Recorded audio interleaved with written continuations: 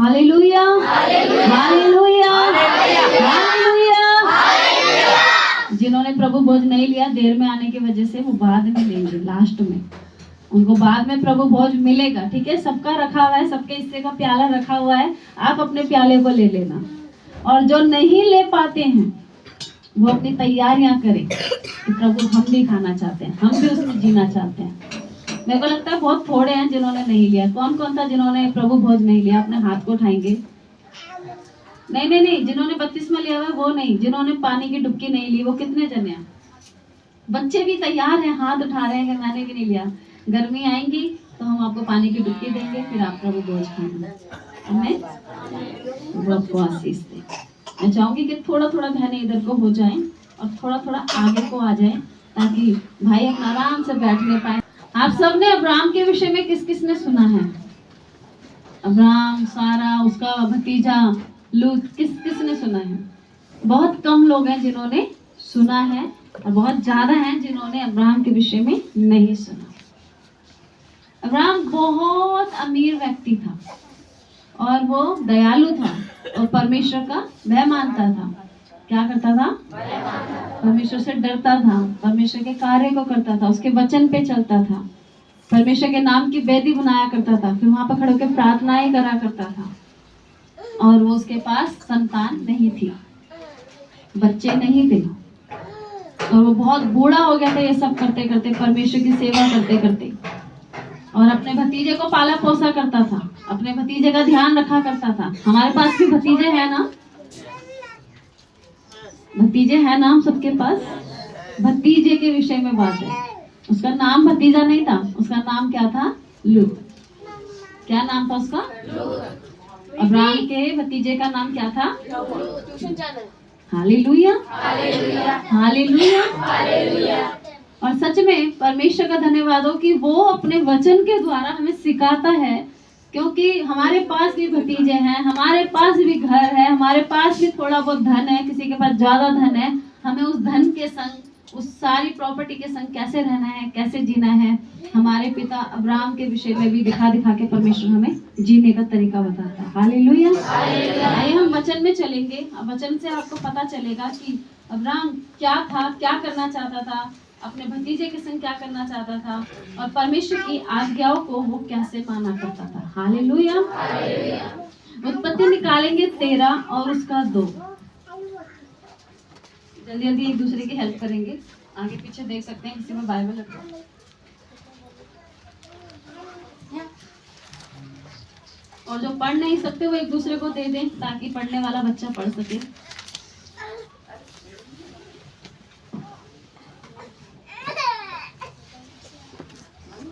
Abraham भेड़ बकरी, गाय बैल और सोने रुपए का बड़ा धनी था।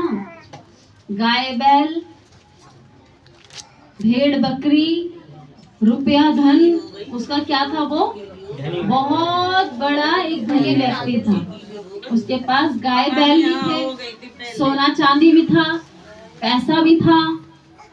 तो अगर उसके पास गाय बैल बकरी ये सब था तो जगह कितनी होगी?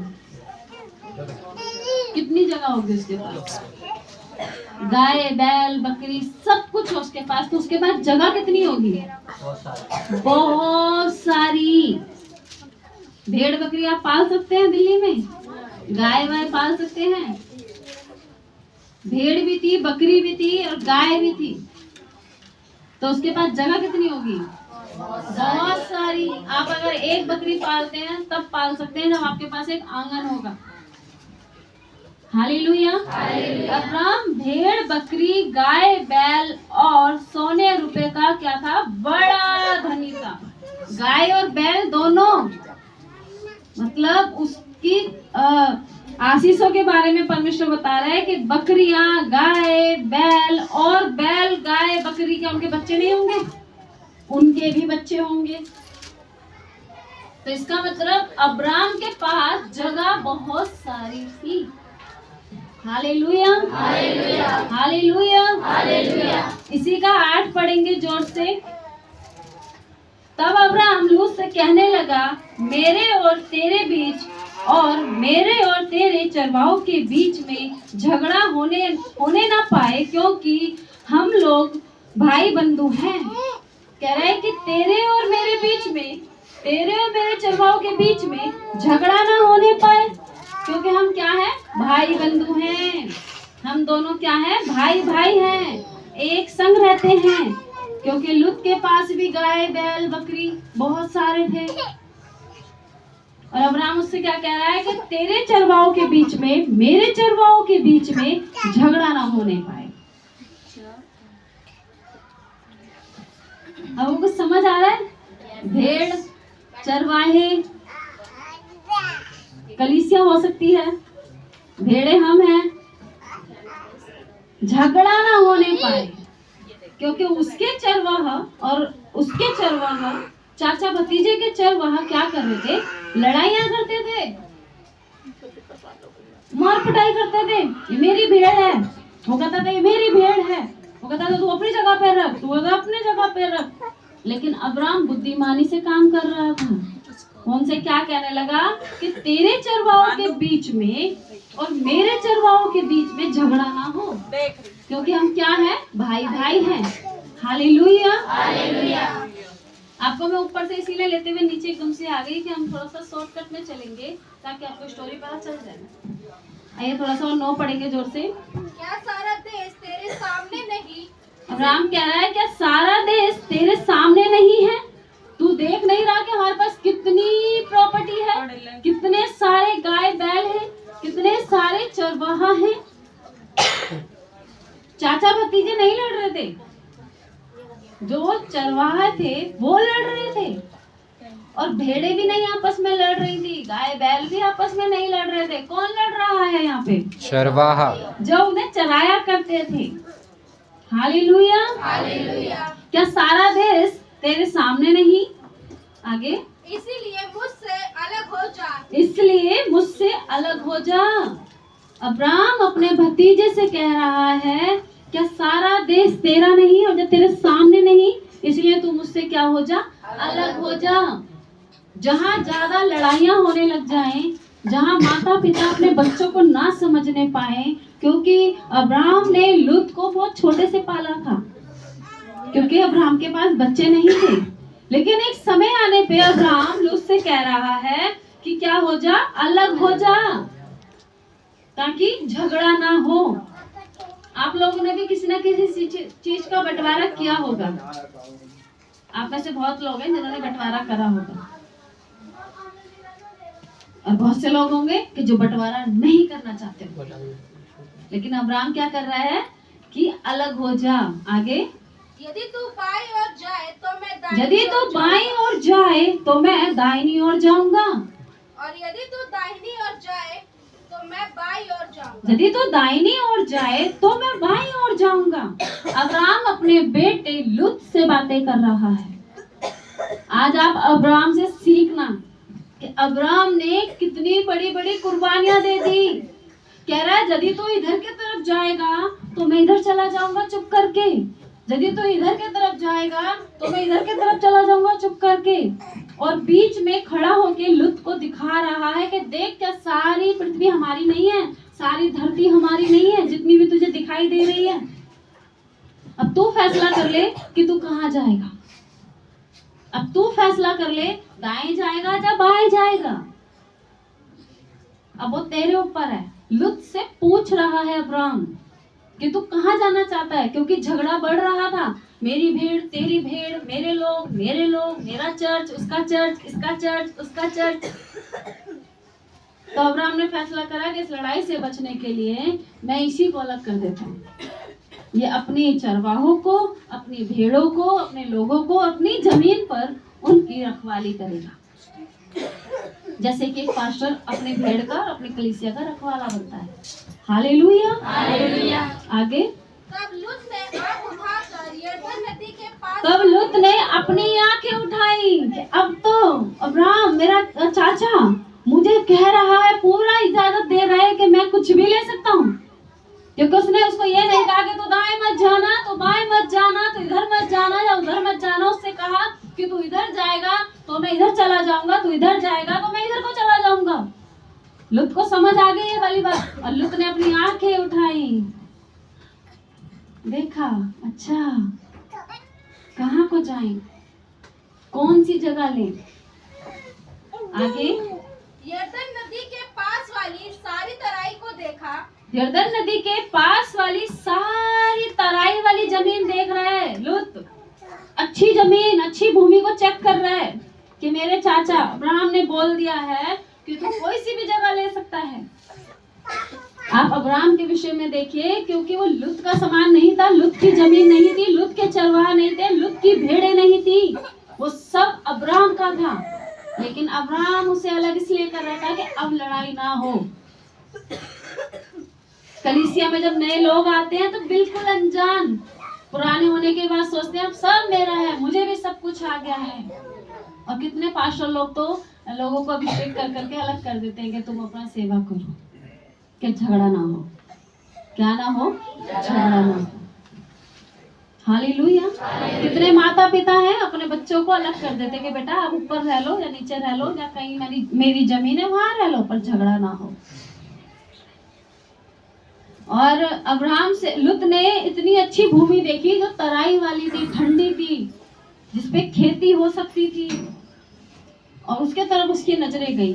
आगे वह सब सींची हुई है, वह सब सिंची हुई है जब तक यहोवा ने सदोम और अमोरा को नष्ट ना किया था। उस देश में जब तक कोई लड़ाई नहीं हुई थी, वहां कोई अकाल नहीं पड़ा था। इस विषय में आज हम नहीं सीखेंगे, इस विषय में हम फिर कभी पढ़ेंगे। वो वाली भूमि लूत ने पसंद करी। उसके बाद अभी बाइबल में क्या लिखा था कि वहां पे कोई लड़ाई नहीं हुई थी, इसका मतलब बाद में लड़ाई हुई थी। जिस भूमि में लूत चला गया वहां भी कलेश हुआ था। दोबारा इस लाइन को पढ़ना। तब लूत ने आंख उठाकर यरदन नदी के पास वाली सारी तराई को देखा कि वह सब सींची हुई है।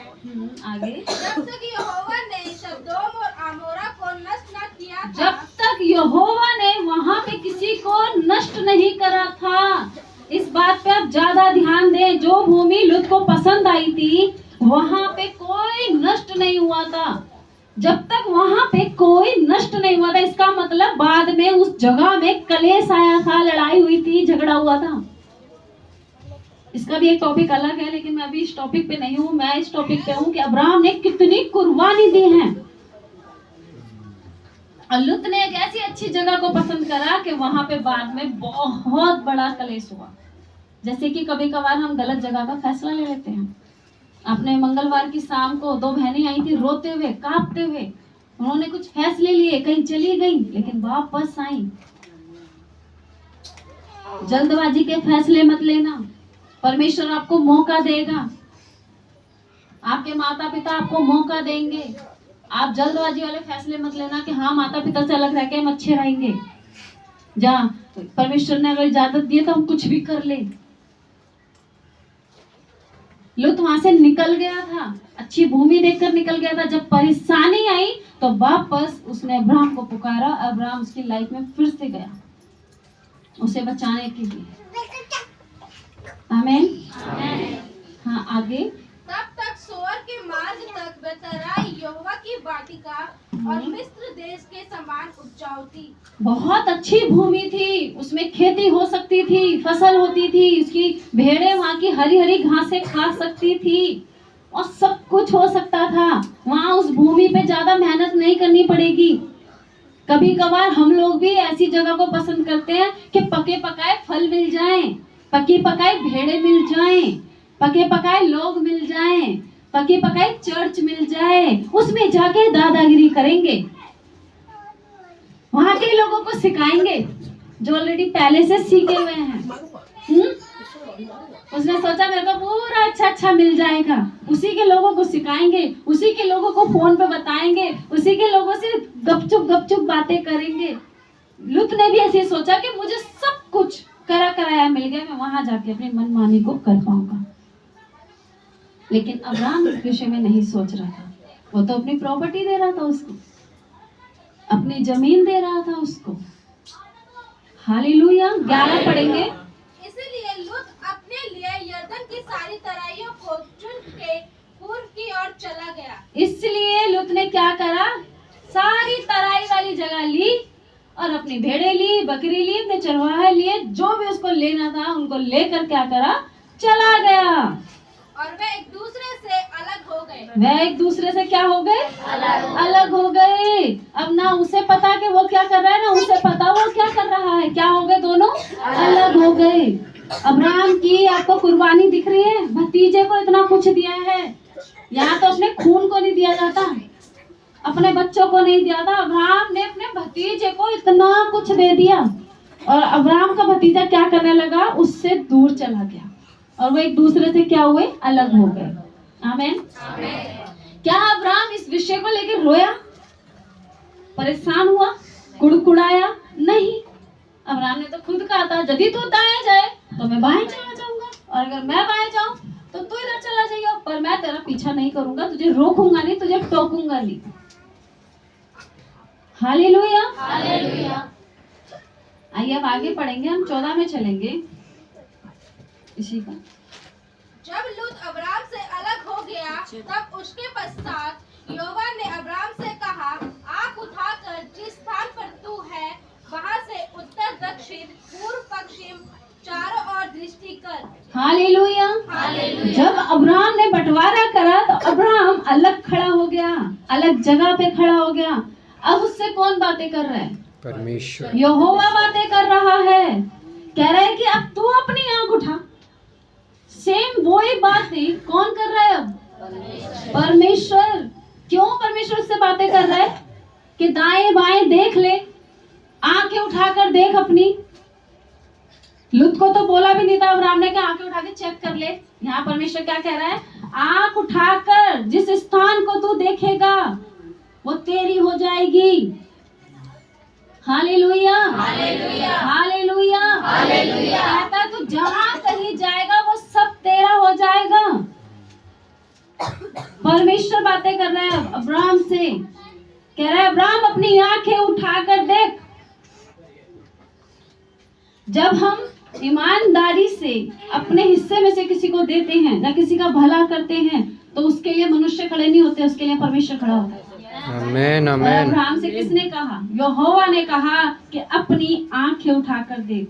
क्या करा कि अपनी आंखें उठाकर जिस किसी स्थान को तू देखेगा, कहीं के साइड तू देखेगा, उत्तर या दक्षिण या पश्चिम कहीं भी देखेगा, वो किसकी हो जाएगी, वो तेरी हो जाएगी। किसकी हो जाएगी, वह तेरी हो जाएगी। Hallelujah, hallelujah. क्योंकि जितनी भूमि तुझे दिखाई देती है, अब्राहम ने लूत से ऐसी बातें नहीं करी थी, लेकिन यहाँ बहुत बड़ी बातें हो रही है। कहा जा रहा है जितनी भूमि तुझे दिखाई देती है उस सब को मैं तुझे और तेरे वंश को दे दूंगा।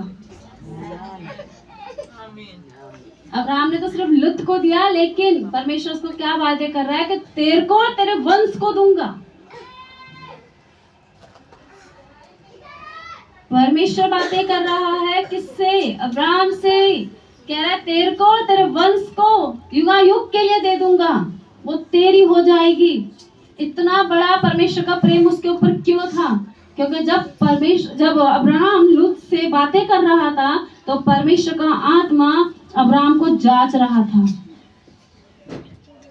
क्या कर रहा था, जांच रहा था। आपको पता है आज से 2 साल पहले इस कलीसिया में भी कुछ ऐसे बंटवारे हुए, वो मेरा, ये मेरा, वो उसका, ये इसका। एक अगुवे ने बोला कि मेरे लोग हैं, उन्हें लौटा दे, उन्हें डांट के भगा, उनको जो भी करना है कर, ऐसे कर वैसे कर। मैंने उनके लोगों से कहा कि भैया तुम्हारा पास्टर परेशान है, तुम चले जाओ। बहनों को समझ नहीं आई ये वाली बात, बहनें बैग उठा उठा के अकड़ में निकल के चली गई, जो कि मेरी दोस्त भी थी उनमें से 1-2। आज तक उन्होंने भी मुझे पलट के नहीं देखा और मेरे को एक श्राप दिया कि ये कुछ नहीं कर सकती। और मैंने उस हिस्से को, बंटवारे को करा। मैंने कहा तुम वहां क्यों, वहीं चले जाओ, क्योंकि तुम्हारे इधर आने से तुम्हारा पास्टर दुखी है, तुम अपने स्थान में चले जाओ वापस। और उन लोगों ने इस विषय में बात नहीं करा कि हम उसको बोले कि हमारा प्रेम है, हम जहाँ चाहे वहां जा सकते हैं। बहनों ने मेरे से बात करना छोड़ दिया। लेकिन मेरे को एक दिन भीतर से एक आवाज आई परमेश्वर के वचन के द्वारा कि मैं इसमें और बड़ी महिमा को करूंगा। एक छोटे से वचन ने मुझे संभाला। अब्राहम के संग तो बहुत सारी बातें करी, मेरे सामने एक छोटा सा वचन आया, हैगे 9:2 है, पता नहीं 9:2 या 2:9, मुझे याद नहीं आ रहा है। 2:9 मेरी कलीसिया को याद है ये वचन। परमेश्वर ने क्या बोला था उस वचन के द्वारा मुझसे? इस भवन की पिछली महिमा पहली महिमा से बढ़कर होगी। छोटे से झुंड पर मैं बहुत बड़ी आशीष को दूंगा। हालेलुया। आशीष देने वाला प्रभु है। मैं कहा प्रभु अब सब चले गए हैं, मैं भी ताला मार के जाऊंगी। प्रभु ने कहा नहीं, तू यहीं बैठी रह, मैं छोटे से झुंड को एक बड़ी आशीष में बदलूंगा और इसकी महिमा को पिछले से ज्यादा बढ़ाऊंगा। हालेलुया। और अब्राहम से क्या कहा कि जितनी भूमि तुझे दिखाई देती है वो सब मैं तुझे दे दूंगा। जहां तक तू देख पा रहा है मैं तुझे दे दूंगा। हालेलुया। आगे 16। और मैं तेरे वंश को पृथ्वी की धूल के किनकों के समान बहुत कहता है करूंगा। और मैं तेरे वंश को, यहोवा बोल रहा है, प्रभु बोल रहा है। तुम्हारे विषय में कोई मनुष्य बोलेगा ना, अगर तुम्हें कोई मनुष्य चलाएगा तो वो थोड़ी देर का होगा, लेकिन परमेश्वर चलाएगा तो युगायुग का होगा। कह रहा है मैं तेरे को, तेरे वंश को इतना बढ़ा दूंगा, इतना बढ़ा दूंगा कि रेत के तिनके के समान कर दूंगा। आप रेत के तिनके गिन सकते हैं क्या? जो बालू के तिनके हैं, गिन लेंगे आप? इतनी बड़ी आशीष किसको दी गई? अब्राहम को दी गई। हालेलुया।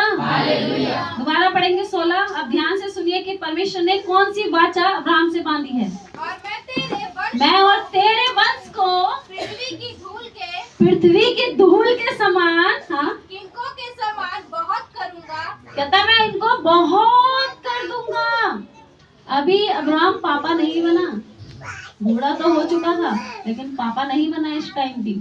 अभी तो सिर्फ बंटवारा हुआ था और परमेश्वर उससे पहले से वाचा बांध रहा है कि तेरे वंश को बहुत कर दूंगा, बढ़ाऊंगा। तुम्हारे छोटे छोटे घर को परमेश्वर बहुत बड़ा करेगा। हालेलुया। अब्राहम से जो वायदा किया है, क्या वो हमसे वायदा नहीं है? तो अब्राहम की दुआएं सुनता था कि हमारी नहीं सुनता? वो आपके वंश को बढ़ाएगा, आपके घर को बड़ा करेगा। हालेलुया। लेकिन आपका जो है उसे आप अपना ना समझे। जो आपके सामने है कहिए तेरा है। आप अपनी कुर्बानियां और अपना देना सीखें, परमेश्वर की ओर से लेना भी आएगा। हालेलुया। हाँ आगे। यहाँ तक कि जो कोई पृथ्वी की धूल के किनकों को गिन सकेगा वही तेरा वंश भी गिन सकेगा। आमेन। आगे ना बात कि जो किनको को गिन लेगा वो तेरे वंश को गिन लेगा। आज हम किसके वंश से निकले हैं? कोई गिन सकता है? कोई हमारी गिनती कर सकता है? परमेश्वर ने तो फिर भी एक चैलेंज दे दिया कि कोई किनको को गिन लेगा, तेरे वंश को गिन लेगा। क्या गिनती हो पाई पूरी? इतना बढ़ा दिया परमेश्वर ने, इतनी आशीष दे दी। 4 साल पहले मेरा वंश इतना सता, मेरा वंश बहुत है। और अगर आपके पास इतना है तो परमेश्वर को इतना भी कर सकता है। जो अब्राहम को आशीष दिया वो सारी आशीषें हमारी हैं। हालेलुया। कहता है अगर पृथ्वी के धूल के किनकों को कोई गिनेगा तो समझ ले वो तेरे वंश को भी गिन लेगा। कभी हमारी गिनती नहीं हो सकती, कभी आप रेत को नहीं गिन सकते। और ये बातें क्या लूत कर रहे हैं? परमेश्वर। कौन कर रहा है? परमेश्वर। ये वचन हमारे लिए है। परमेश्वर हमें बढ़ाना चाहता है। लूत भागा है, अब्राहम नहीं भागा था। लूत भागकर अपना सामान को लेकर निकल गया, अब्राहम कहाँ रहा? वहीं पे। और वही परमेश्वर ने उससे वायदा करा, वाचा बांधी कि मैं तुझे यहीं से बढ़ाऊंगा, तेरे वंश को बढ़ाऊंगा, तेरे घराने को बढ़ाऊंगा, तेरी भूमि को बढ़ाऊंगा, तेरे गाय बैलों को बढ़ाऊंगा। हालेलुया। आगे। उठ इस देश की लंबाई और चौड़ाई में चल फिर। परमेश्वर कह रहा है कि अब उठ, खड़ा हो, खड़ा हो, अब उठ। कहता है उठ और अपनी इस लंबाई को देख ले, सुननी है। अब्राहम से परमेश्वर कहता है अब्राहम को कि अब उठ, खड़ा हो। क्या हम खड़े होते हैं? अब्राहम बहुत दयालु था, वो धनी तो था और परमेश्वर का भय मानता था। आज हम सोते सोते कुछ सुनते हैं ना परमेश्वर की ओर से, परमेश्वर कहता है उठ, प्रार्थना कर, उठ, खड़ा हो, उठ, उस जगह पे जा। हम नहीं उठते, लेकिन यहाँ पे अब्राहम उठा।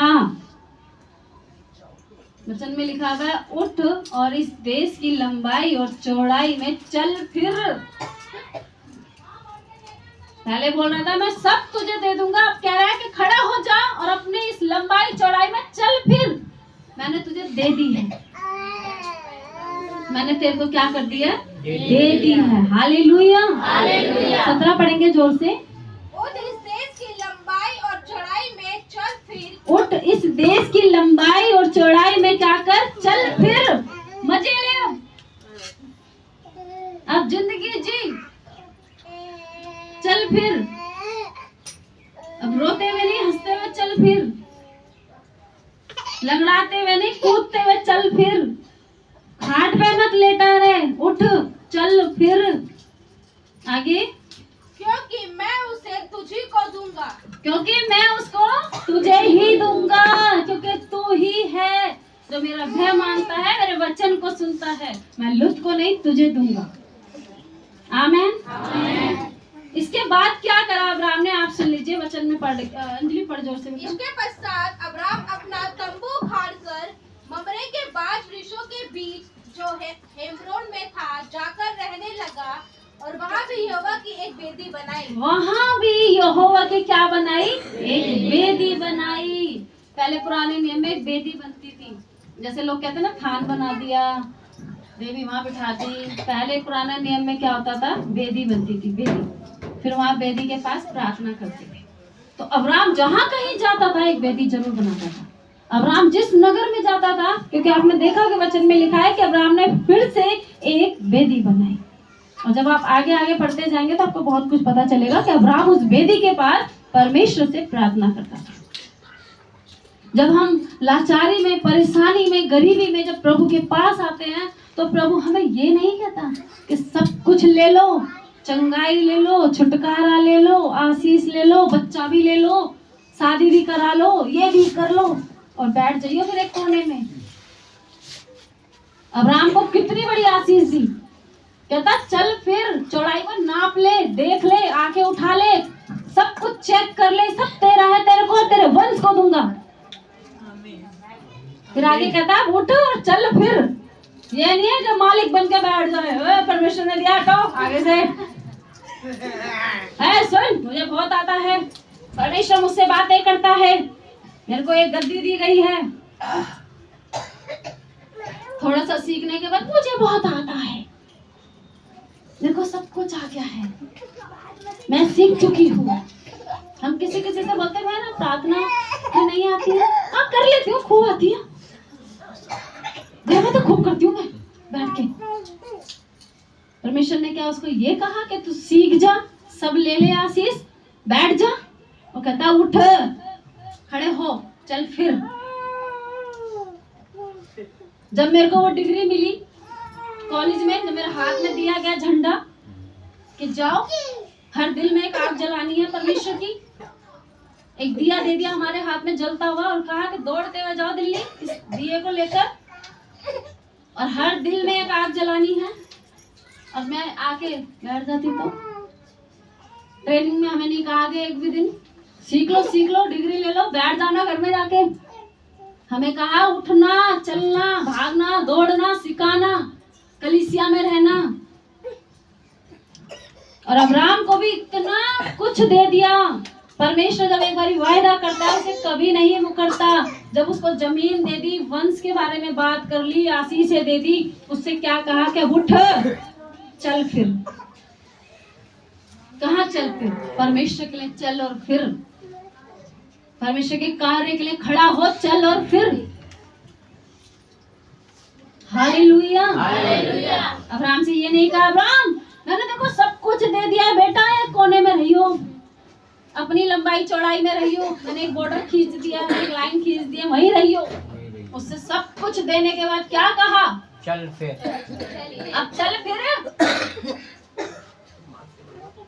अब्राहम चलने लगा और उठ के उसने क्या करा? सबसे पहले उसने क्या करा? वेदी बनाई। वेदी बना ली कि परमेश्वर वहां पे तेरी उपासना करूंगा, परमेश्वर तुझसे मैं वहां प्रार्थना करूंगा। हमें उठने की जरूरत है। उठने की क्या है? जरूरत है।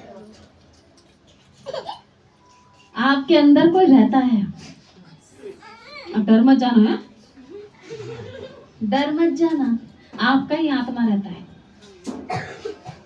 आप नहीं उठते हैं लेकिन वो खड़ा रहता है। आप लेटे रहते हैं, वो कहता रहे उठ जा कुंभकर्ण, खड़ा हो, मैं तो उठा हुआ हूँ। हुई नहीं तेरी नींद पूरी, कब उठेगा? उठ, क्योंकि आत्मा सोती नहीं है। कौन सोता है? शरीर। आत्मा कहती है उठ, शरीर